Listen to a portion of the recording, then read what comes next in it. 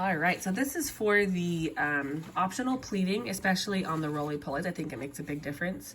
I have already interfaced this because it's stretchy and kind of difficult to work with. You don't have to interface, but I did.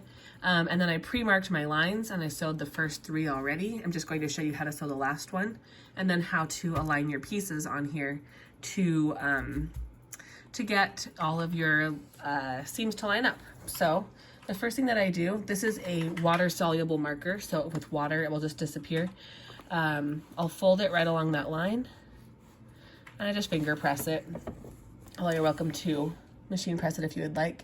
I sew about 1/8 of an inch seam all the way down, just kind of folding, finger pressing as I go. This has a little catch there. All right. And you'll just sew all the way to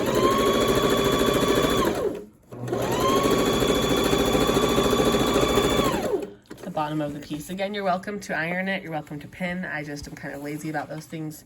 So now we have all of these, and I'll move over here to show you how to line your pieces up. So I'm actually going to do this from the back. It's easier to keep things laying flat and to kind of see what you're doing back here. I have 2 pieces. These will actually be on your pattern, but these are just markered in. So the back actually has a 1.5 inch between the lines and the front has 2 inches. You're welcome to do any spacing you would like. This just worked well for me. And on here, if you spread it out, you can see this one is wider than this one. So this is the 2 inch. What I recommend doing, I'm not going to take the time to actually trace right now, just to show you how to line it up, is to line these top and bottom lines up as well as you can with the seams. If it's wider or narrower than these lines, it's not a big deal. Just kind of try to space it equally in there. You'll trace it, flip it over to the reverse, lay it underneath, and again, you will just line it up in that seam, center it as best you can. Same with this piece.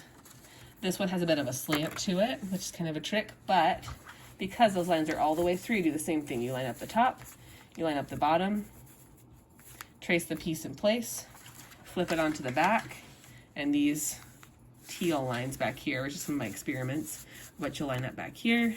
But again, I'll have this on your actual pattern piece. There is wasted fabric here because of just the pleating and how things end up working. So if you're being very fabric conscious, you might want to skip this step, but it adds a nice detailing.